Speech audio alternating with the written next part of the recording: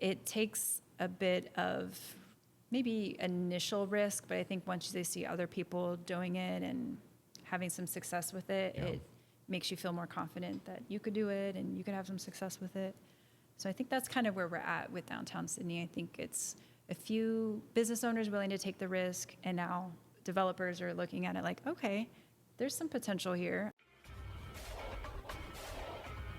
This is the Main Street Reimagined podcast, a show for people ready to turn visions into realities and ideas into businesses. Hey, I'm Luke Henry, and each week I lead conversations with Main Street dreamers who took the leap to launch a business, renovate a building, or start a movement. Their ideas, their mindsets, and their inspirations, as well as some of the highs and lows along the way. This is a place for dreamers, creators, developers, and entrepreneurs to learn, share, and be inspired to change your community through small business. Enjoy the show. Hey friends, this is Luke Henry, and this is the Main Street Reimagined podcast. Thanks so much for being with us today. This is episode 34 and the third in our Sidney series. Have a whole series here live on location in Sidney, Ohio, and this is our third episode recording now today with Niki Woodruff. Hello. Hey, Niki. Thanks for being with us. Thanks for having me. So we are sitting in Greenhaus Coffee. This is Niki's business, and we're going to talk a little more about it, but it is just an absolutely cool, spectacular space, historic building, and she's got like a little nook here, and it screamed, that's where we need to do the podcast recording. And so here we are. We plopped down and are looking forward to digging into her story, the story of Greenhaus Coffee, some other projects she's got going on. And she also has an Airbnb here above that's she's going to talk a little bit about, and I have the pleasure of staying in tonight. I'm super excited for, and so we're going to talk about that as well as some other things that she's got going on. So we're going to be digging in here. I'm excited. All right. So tell us a little bit about Greenhaus Coffee. So, I mean, it's more than just a coffee shop. You've got some retail, you've got some plants. Tell us kind of the whole curated experience. That's right. So Greenhaus is really three concepts in one. We have the retail shop up front, the coffee bar is the central piece right in the middle, and then our cafe, which is geared more towards the back of the space. And so, as you can see here, it's a very long, skinny building. And so there were some challenges as how to break it up and make it feel cohesive, but anchored in each space. So, the 14-foot ceilings didn't feel cavernous. Right, yeah. And I think you've done a really great job. Of course, you can't pan around with the camera here for folks that aren't watching, but kind of partitioning off with, like this nook that you created with some shelving and different ways of, just making it cozy. So I think you've done such a good job with that. Thank you. Yeah, now that was the goal, cozy and zen-like. Yeah. I definitely picking up those vibes. And then talk a little bit about the Airbnb, just kind of at a high level. We'll dig in some more about that, but. Yeah, so my brother bought the building next door to the coffee shop, and we had some ideas on how to kind of tie in the concept we had here and the visuals we had here and create a space, a livable space that we could share with people. And so we decided to do an Airbnb, which was new to kind of downtown. I think there might be a few in the works now, but at the time, the first one downtown. And just have an elevated space available. And so it was small, it was cozy, but we really tried to take the parts that people really liked about the cafe and then, again, just put it into a cute little tiny space that is fully curated and cozy and zen-like as well. Yeah. And how has it been received, and how long the coffee shop here, you said, has been almost 3 years, 2.5 years. Over 3 years. Over 3 years, okay. Yeah. And then how about the Airbnb? What's the timeline? Yeah, so the Airbnb we opened last January, so it's been now 1 year, and it's kind of interesting how it works. I think we were expecting all these bookings to kind of happen ahead of time, like knowing. But it's been very much, hey, I'm coming through town this week. Is it available? So a lot of last minute bookings.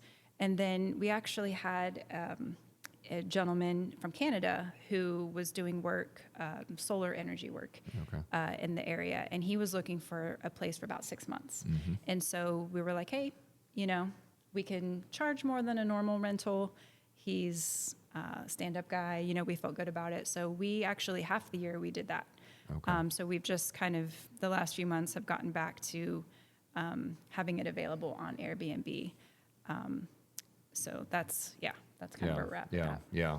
I mean, such a difference maker to be able to have overnight stays in a downtown. And I mean, great to hear that there's, you know, some others coming online. And as you've, you know, kind of taken the step to start the idea and then build some momentum with it, you know, just when we found when people stay, they, you know, spend so much more money and time in the downtown versus, you know, going off to a, you know, hotel that's maybe by a highway or something like that. Yeah, and I think that's what the downtown stay offers. You can walk to Osteria Wine Bar and have a great wine experience over there. You can walk to Murphy's and have dinner. You can come here in the morning, and we offer free drip coffee and 15% off their breakfast. So it really adds a lot of amenities to just the location. And in the summer when the farmers market's going, that'll be an attractive feature. Where you just don't get that when you're staying out by the interstate.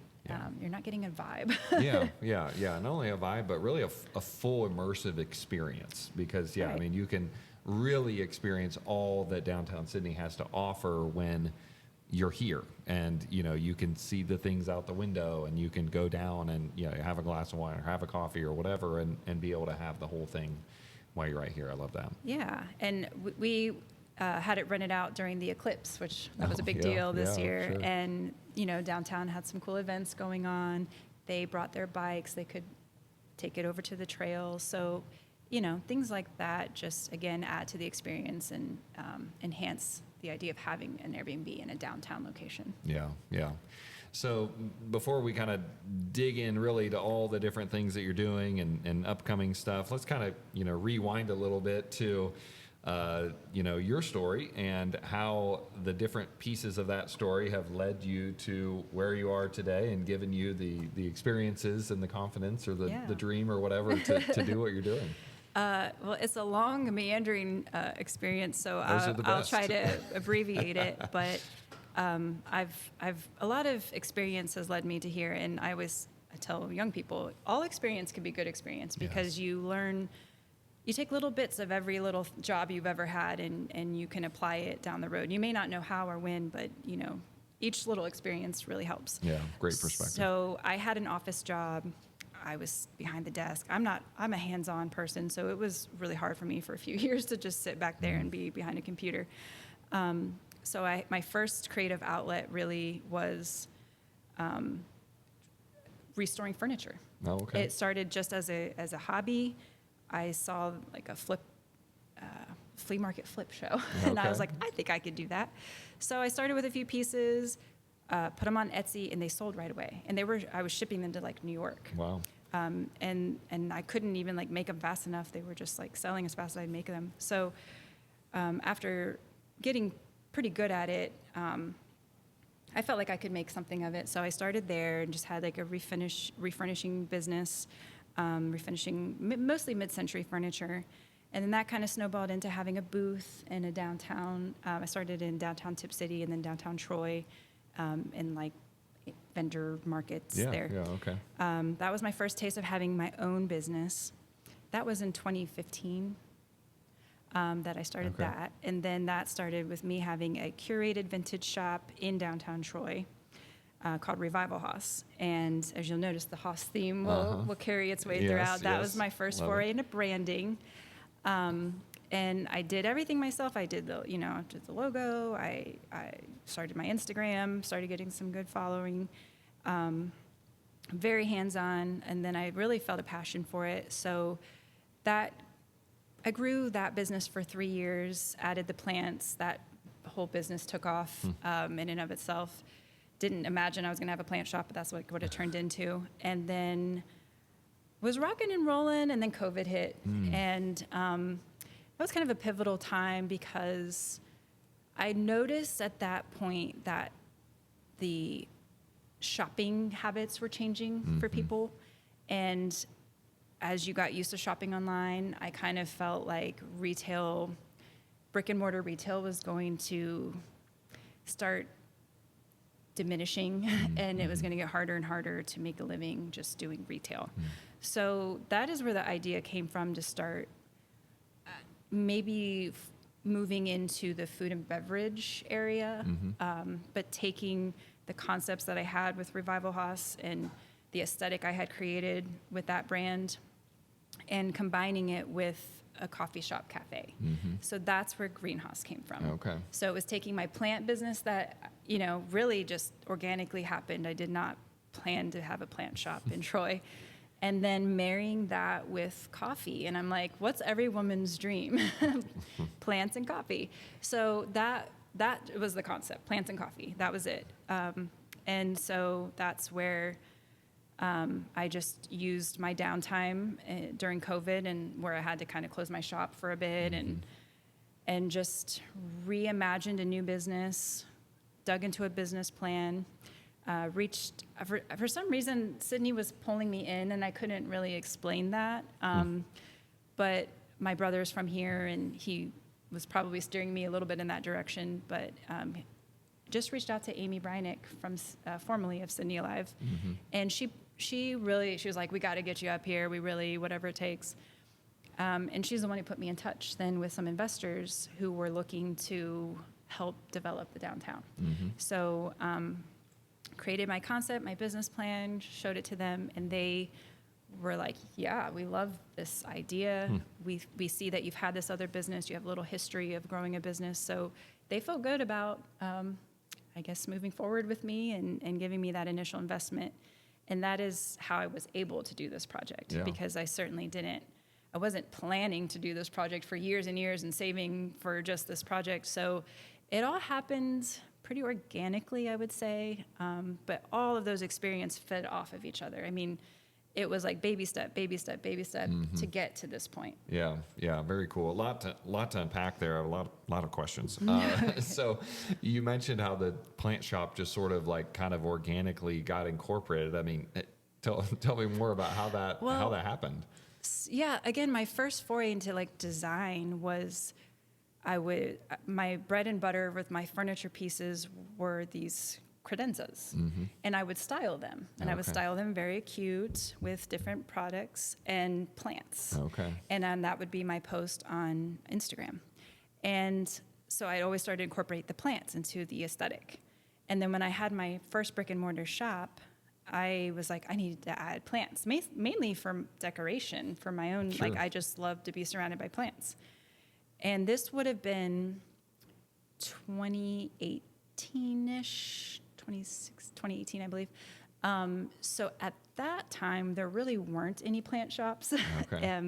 You were still having to go to a nursery. There was no place to get like big cactus or just anything that really can help anchor a room. Because really plants can be like, oh, there's a bland wall, put a plant there. It's the thing that really ties the space together. And so it just really happened. I had really beautiful plants in my space and people wanted to buy them. So after a lot of customers were coming in wanting my plants, I was like, okay, I'm going to start stocking There's something plants. here. I need to lean into I did this. not plan to have a plant shop, and then started stocking the plants, and then they would just sell, and I'd have to get, multiple times a month, like a plant delivery. And that's just really how it worked. And even during COVID, I pivoted since I couldn't have my shop opened. And I just happened to be in the right place at the right time, I think, when COVID hit. People were stuck in their homes. So plants became the thing. Like, everybody wanted to add plants to their space because they're stuck at home looking around, wanting to change things up, paint a wall.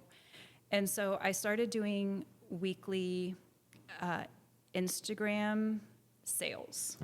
So I would get my plants delivered to me, just like to my shop. I'd run and get them in my van, and then I'd take them, I'd photograph them all, post them as like live sales. So who wants this plant? Boom. Yeah. And then I would deliver it to their house contactless delivery during COVID.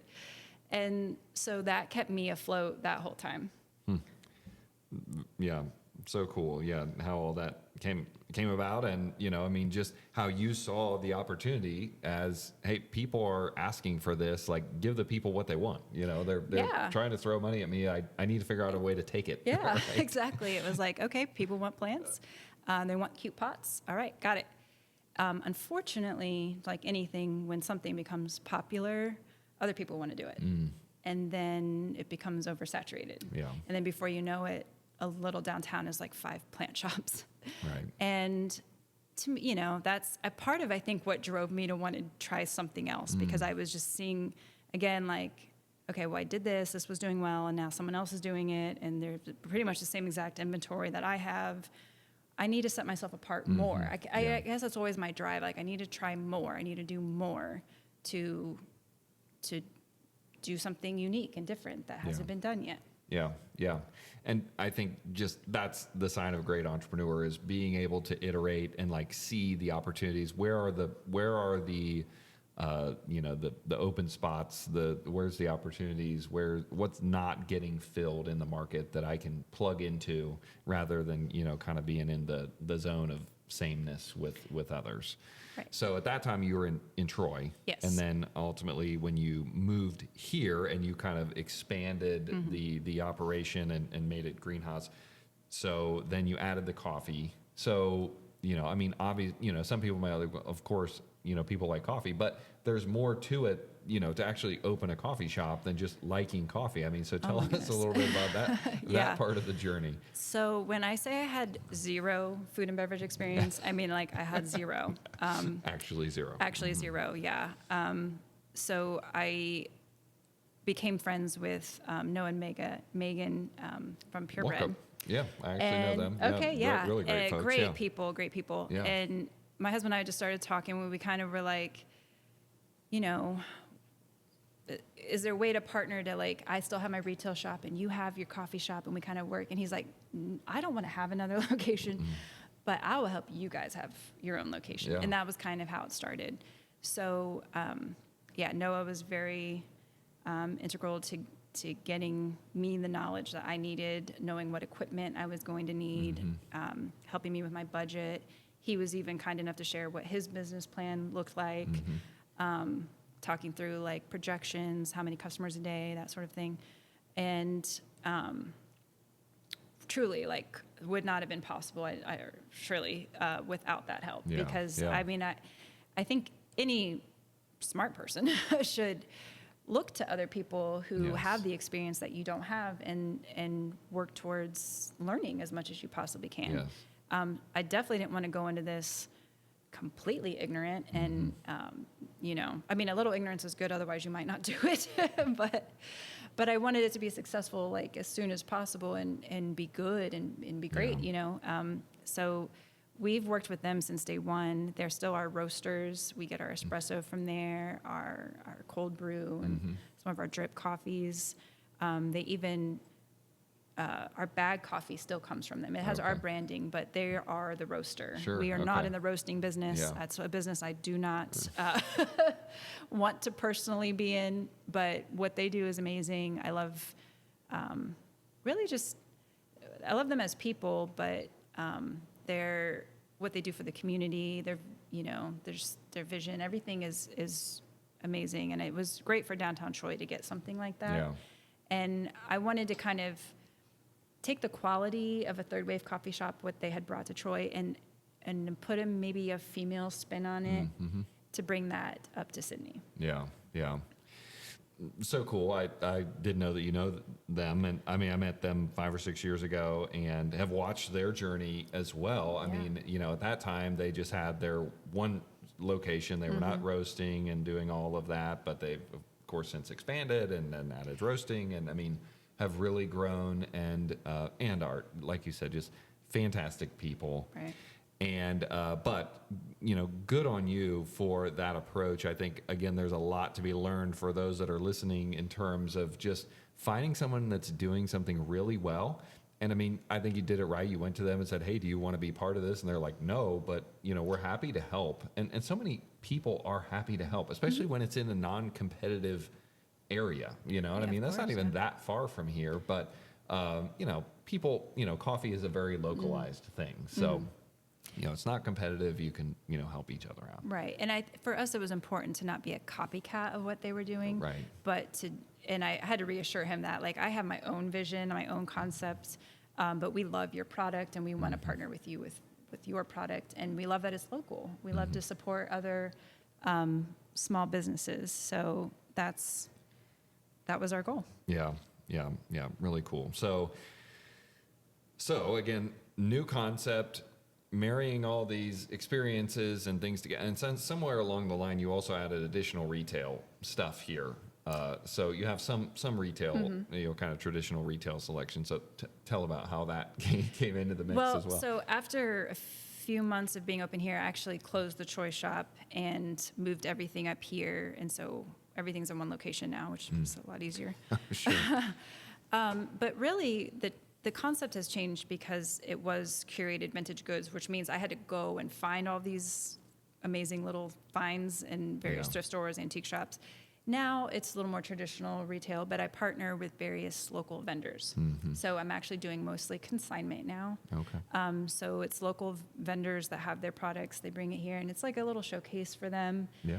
But I take on all the overhead. I'm using my staff to do the checkout, my terminal to check it out. So it's really awesome for someone who isn't ready to take that leap in their own brick and mortar, but want to kind of slow grow their business. And I kind of look at it like a little incubator up there, because the cream rises to the top, and anyone who's doing really well in stocking their products and displaying them well, like they're the ones succeeding, and they're the ones who have really high sales. So to me, it's like the consignment's a great way to go because I'm just taking a small percent. I'm not really trying to make money off of it. I'm just trying to have some product in my shop. Yes. But also just making sure I'm working with like-minded entrepreneurs as well. Yeah. And just such another great example of wonderful collaboration where, you've got this fantastic space. You have a lot of space. So 3,000 square feet. to be able to fill some of it with some other meaningful experiences for your customers is really great. And then you create this win-win scenario for folks that maybe they're, making some things or, whatever. And to be able to have a great outlet, a captive audience is truly win-win. So, I mean, I really love that. It is. And I would say, I don't know the exact percent, but it's pretty high, like 70% maybe female customer base here. So it's really the same customer who would want to buy the latte is the same customer who wants to buy the candle, who wants to buy the soap, who wants the cute sweater that was, so it's really a one-stop shop for women of a certain age who like a certain quality, and it's kind of the perfect destination for them. I mean, I literally saw that play out while I was sitting waiting for my coffee. There was another couple of groups of ladies that came through, and they had been shopping up there as they sipped, and then they checked out, and another group that came in and they shopped first and then got their coffee and enjoyed There's no their specific order. You can do it however you like, but you can do it all here. I think it's a really great concept. So again, you've built something really special here, really neat. So thanks for sharing, some of that. When we were talking before, you had shared a little bit about the fact that you had these investors that kind of helped back this new venture for you, and you came in this space. It needed a lot of work. And so tell us a little bit about that whole experience. Well, first of all, you couldn't just wing it. You had a little bit of experience, but it sounds like you needed to put together a pretty detailed business plan to give them the confidence to invest real dollars in making this come to reality. So, yes, I had, put together a very specific budget, presented that. They weren't going to provide the money for the build out. So I knew that money they were providing was for equipment, for furniture, for the assets, if you will.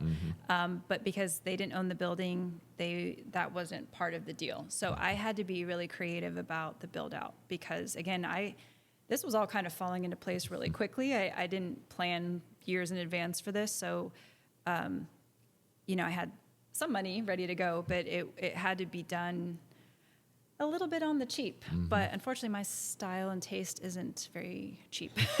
So it was a lot of just, again, creative opportunities that happened or kind of organically from time to time, and just family helping out. We refinished the existing floors. My stepdad is an amazing plasterer, and if you look around this space, it's all plastered walls. Yeah. He had to plaster a ton of stuff.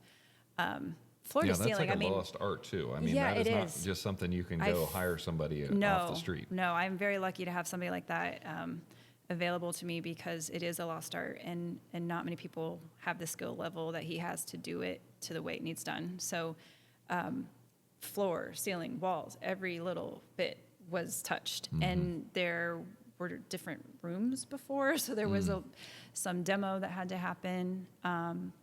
So it was really just trying to find creative solutions, and I was on my hands and knees sanding this floor for many hours, Which looks fabulous. many hours.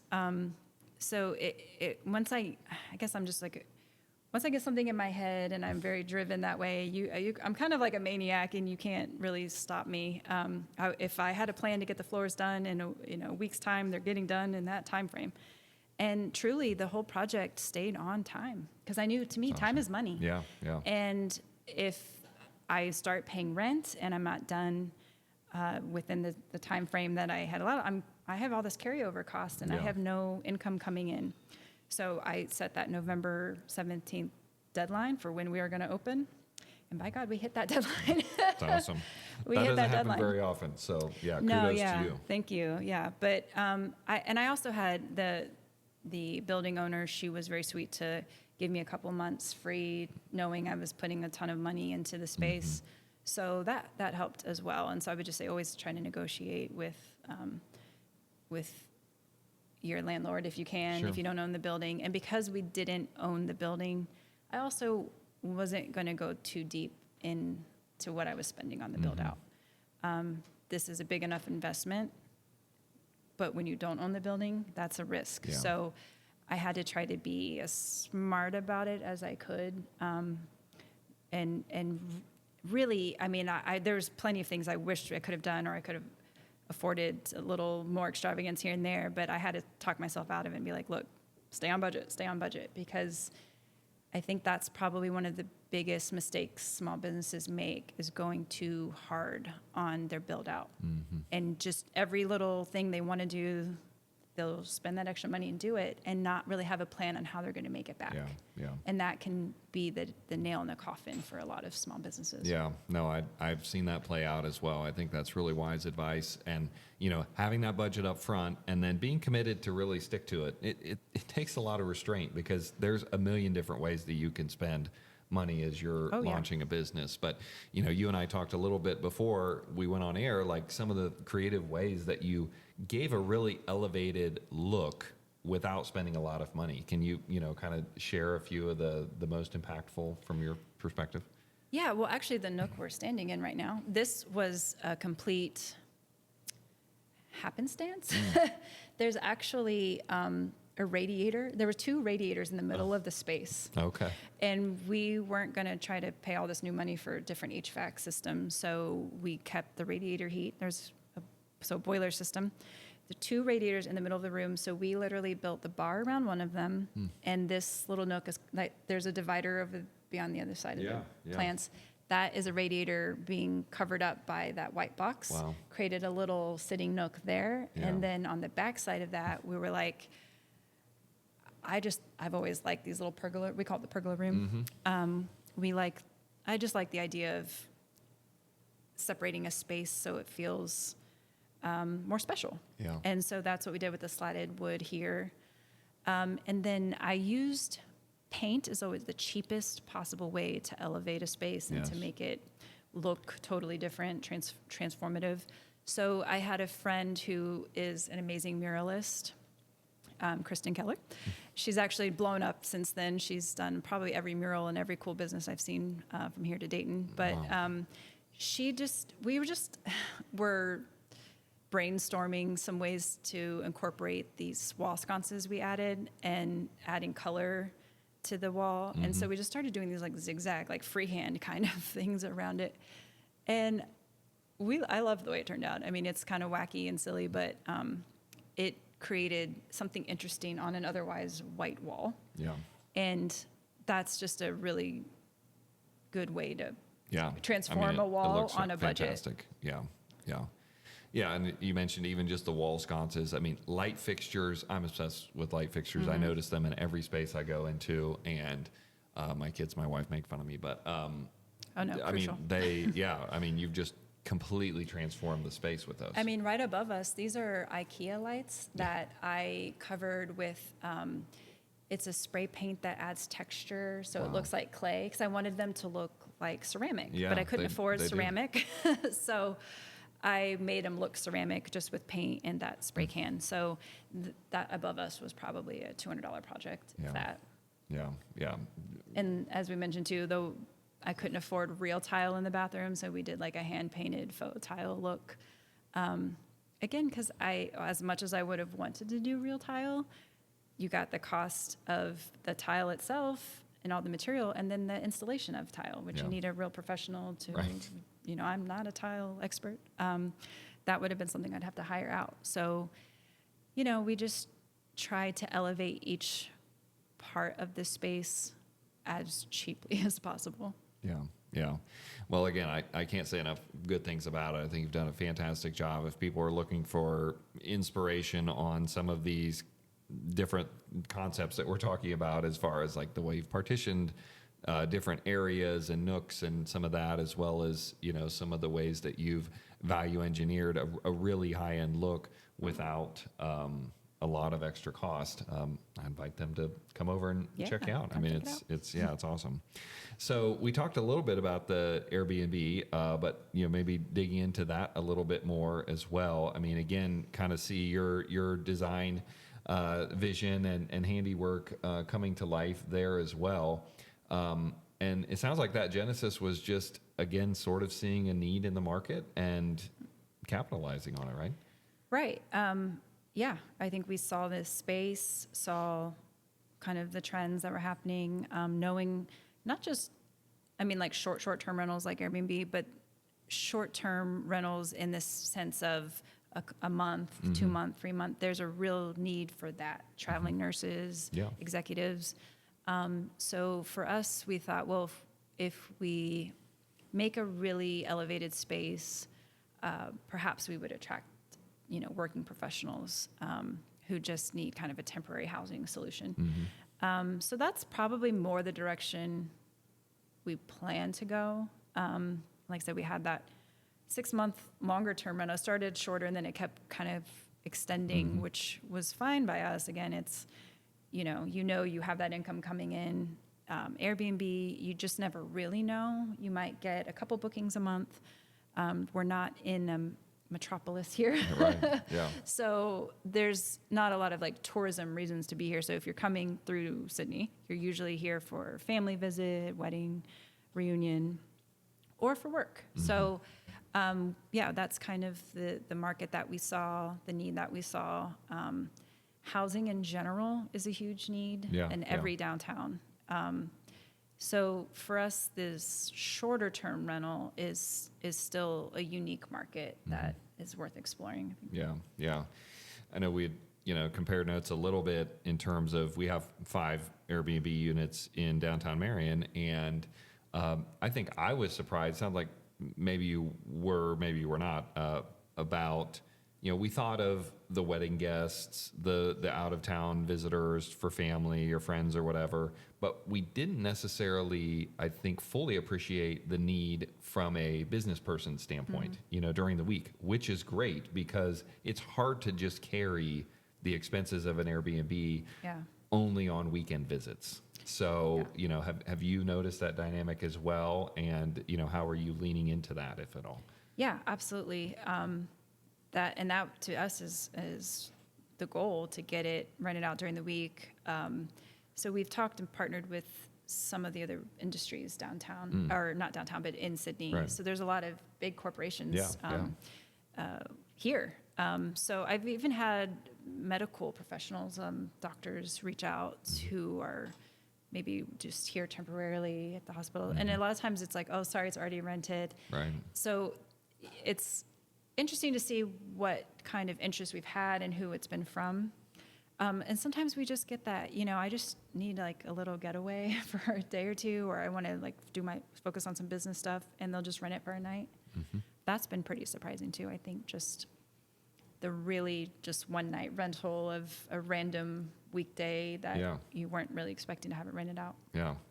Like me coming tonight. Yes. Thursday to Friday Right, night, 1 day rental. Rando coming into town and then hitting you up for a podcast interview. So here, but you're adventurous, and here we are. So, and then kind of building on that, I know that you're working on some other projects around housing and loft apartments and some of that. So, talk a little bit about the genesis of all that and the vision and how that's playing out.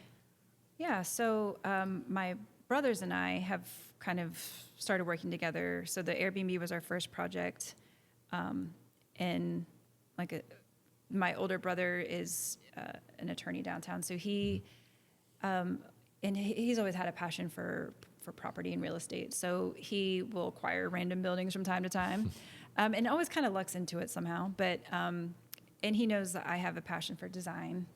And that's one of my strengths, is kind of like envisioning the beauty of what a space could be when it's in shambles. Which is a gift that not everyone has. Sure. And so he trusts me to work with him on these projects. And then we have a younger brother who has a contracting business. So we all have very different skills, and we've now worked on multiple projects together. Sometimes it's great, sometimes it's challenging.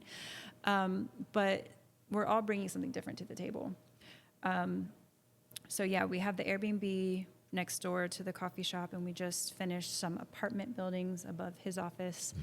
Mm-hmm. Those are apartments, so those are going to be longer term rentals, which we know there's a major need for in downtown Sydney. Really, I think every downtown has a need for apartments, the longer term rentals.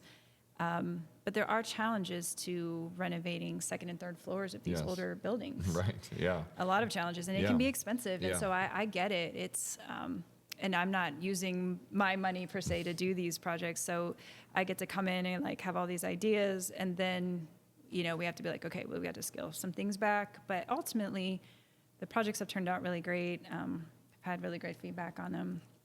And there's just a lot of opportunity in downtown Sydney.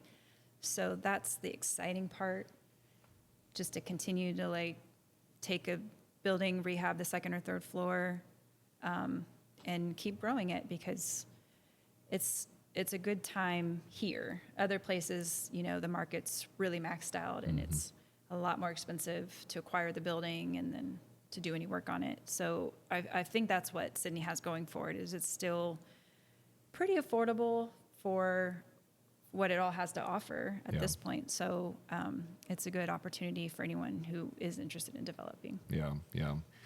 I mean, as we study different smaller towns and communities, activating those second and third floors is so critical. And it's such a wonderful kind of symbiosis of, it helps the businesses on the first floor, and then having those first floor businesses makes it attractive to live downtown. And so, it's this really healthy interplay.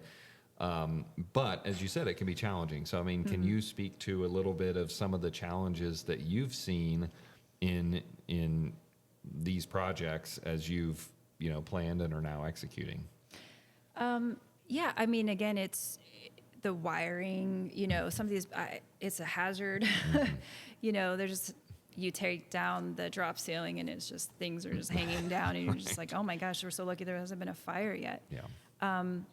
So there's just a lot of infrastructure that needs to happen to get them where they need to be. And again, the cost can be pretty high. I mean, it's sometimes cheaper to buy and renovate a house than to do these second and for third sure. floors because, yeah, the plaster work, they're just old buildings. And so really every part of it needs touched. So that would be the biggest challenge, I would say, is just the cost associated with some of these renovations. So you have to, again, try to really figure out where to put the budget. And a lot of it, unfortunately, has to go with things like a new roof. When these buildings are side by side with other buildings, you might have a leak coming off of this building and something come off, and then it's like, who's responsible for this yes. leak and what wall is this? There's, it can be difficult to deal with, and then there's masonry work that needs done. And all the things that aren't really fun to spend money on, but you don't want to put all this money into renovation and have a leaky roof, and now you've ruined, the floors and the walls. Yeah. So it's making sure you do it right, making sure, it's a safe renovation.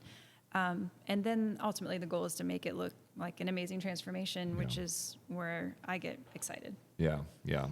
You touched on some great ones. I mean, even just logistically, getting materials up and down, demo debris, from the second and third floors, and getting drywall and 204s and kitchen cabinets and appliances and all that stuff up and down flights of stairs or in windows with a lift and, all those logistical HVAC things. units on a third floor. It's like, Right, okay, where's the sitting top on of the this roof. building? Yeah, it's Right. like, how do we even get to the top of this building? Those are all challenges, and you just have to work through them, talk through them, and sometimes go in a different direction than you thought you were going to go. Yeah. Yeah. What a lot of folks don't realize as well is from a code compliance standpoint, there's a lot more hoops when you're working within a commercial building than just renovating a home, on the outskirts of town or whatever, because you have things like fire separation from commercial spaces and having to work with local fire officials and building officials to be able to navigate all of that to make them safe. As you have people on these upper floors that are sleeping, and maybe it's above a restaurant or something like that. Proper egresses. Yeah. So there's a lot more to consider. But as you said, if someone's willing to take that leap, it is they're fantastic. I mean, the soul in some of those spaces is wonderful bones beyond what you could ever try to replicate, with a single family house or a new construction or whatever. Absolutely. And I think you nailed it earlier, where it is a symbiotic relationship between the business and the investor with owning the building and trying to renovate these livable spaces. And it's hard because it's almost a catch-22, if the business doesn't want to go in where there's not a lot of foot traffic and people living downtown, and then somebody might not want to buy a building and put all that money into something when there's not a robust business happening. Right. So it takes a bit of maybe initial risk, but I think once they see other people doing it and having some success with it, it makes you feel more confident that you could do it and you could have some success with it. So I think that's kind of where we're at with Downtown Sidney. I think it's a few business owners willing to take the risk, and now developers are looking at it like, okay, there's some potential here. I can see, they're developing the Ohio building. Yes, which is, right. Yeah, we talked some huge. about that. I think 40 units I've heard. So that would be major for downtown if that many people could live Absolutely. a block from our shop. Like that makes me feel a lot better about investing here. Yeah, I mean, as we've, studied different downtown playbooks and places that have been successful, I think that what we often see is that people ask, like, what comes first, the apartments or the first floor, retail, restaurant type of thing. And it's like, you've got to have that first floor activation first. That brings people from everywhere. And then once there's those amenities, then there's something really attractive to build over top of that, makes people want to live there. Yeah, of course. Like people would feel much better about living on a second or third floor above a really cool business than if there was nothing in that storefront. Absolutely. So it's as a business owner, it is scary at first because you don't have all of these, there are quite a lot of vacancies or there's not full capacity. So it's a little scary to think, will people come if I do this? And so I think you just have to have a really good concept and have really good quality and consistency, and word of mouth eventually builds. And then brings people into a town they may not have thought about Yeah. coming to. Yeah, I mean, as you're talking there, I mean, I'm reminded, we often talk about, like, we have kind of a leap segment in a lot of our episodes where we're talking with small business owners where, and I think you were kind of alluding to that where, I know that there was this time where you were looking at Sydney, you were talking with investors, you were kind of coming up with this new concept. It's still in the planning phases, but you've got to put money into it. You're asking other people to put money into it. I mean, there had to have been some anxiety around that, I'm sure. And do you remember a specific moment where you were like, we're doing it? I've had the fears, I've had the dream, I've had the planning, I've had all of this, and now it's time. Like, I've got to sign the lease, or say yes to this, or whatever it is, and we're taking the leap. Do you remember that specific moment? Well, it kind of happened when another building fell through, and this building wasn't even available yet, and it was like that critical junction of like, okay, I don't know if this is going to happen. I don't know. And then my investors were like, hey, we think we might have another space available. And they showed me the space, which looked nothing like it does now. Right.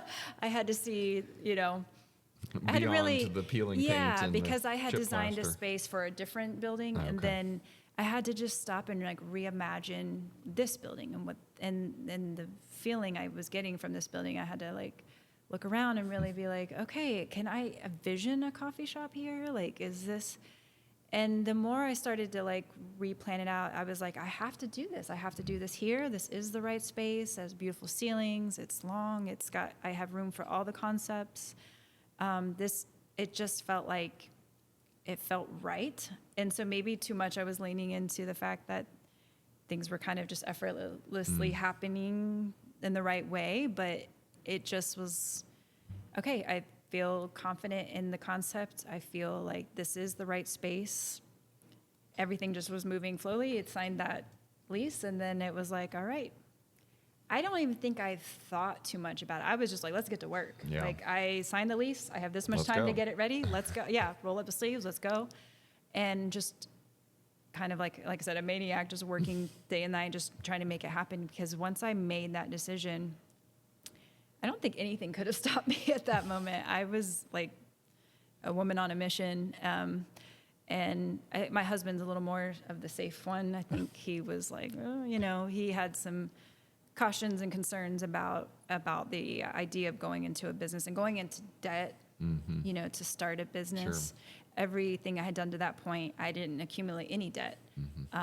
It was such a slow growth. So this was the first time like taking on debt to do it. But I just felt, I don't know, just maybe overly confident, maybe naive, I don't know. But I just felt like it had to happen. And Sydney was the right place for it to happen.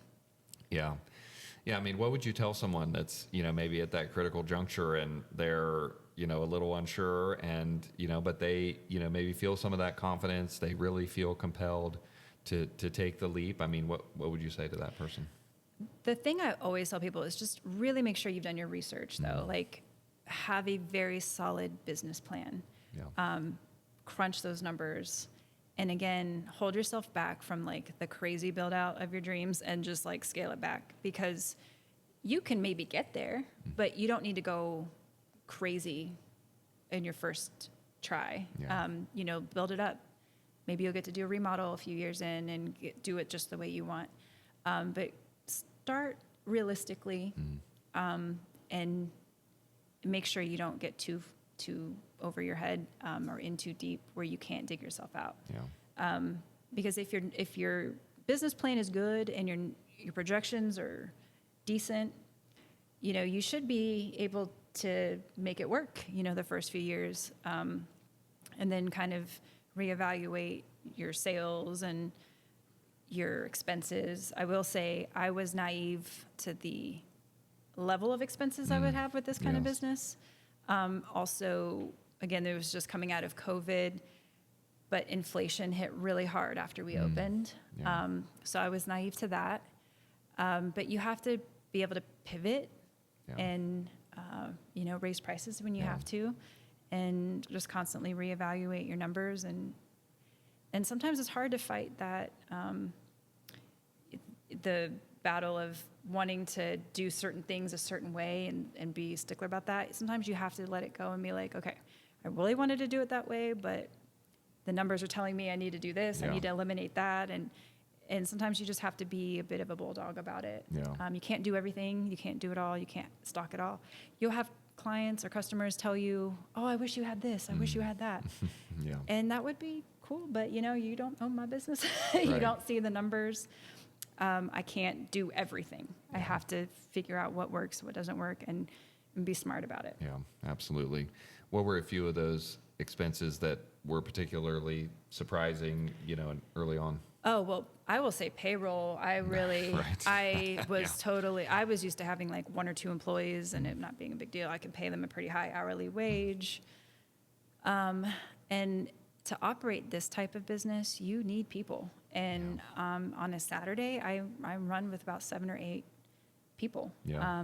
And so my payroll at the end of the week is quite high. Yeah. And in order to get decent people, you have to pay. Yeah. And in this market, again, after we opened, things were kind of changing and it was becoming more of a workers market. And, Yeah. if you want to have good employees, you really were just going to have to pay more for them. So I kind of learned that right away. And, I did what I could, and I still wish I could pay more in some areas, but you have to look at the numbers and you have to be like, look, we're a coffee shop. We sell $6 coffees and I can't pay like a kitchen staff what a restaurant could pay, where their average dollar sale is so much higher than mine. Where they don't have to pay their wait staff a regular wage. I pay all my staff a regular wage, even, everyone's tipped, Right, but they right. all are making a, well above minimum wage. Right. So it can be expensive, and I didn't have all those figures and all the fees associated with running payroll. Yeah. Your transaction rates, everything. And vendors, they raise their prices on me all the time. And so at some point I do have to pass that off to the customer, whether I like it or not.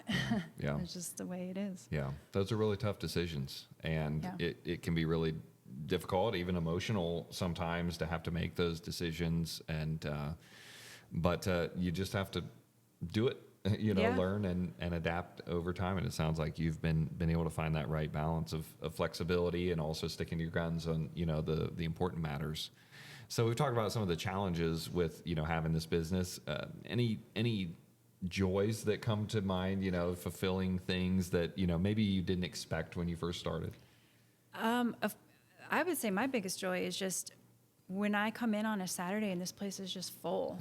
Yeah. I'm just like, Absolutely. I pinch myself sometimes and I'm just like, I can't believe this is what this has become. Yeah. And, these people want to be here, and some of them come every weekend and, or multiple times a week. And that warms my heart. Yeah.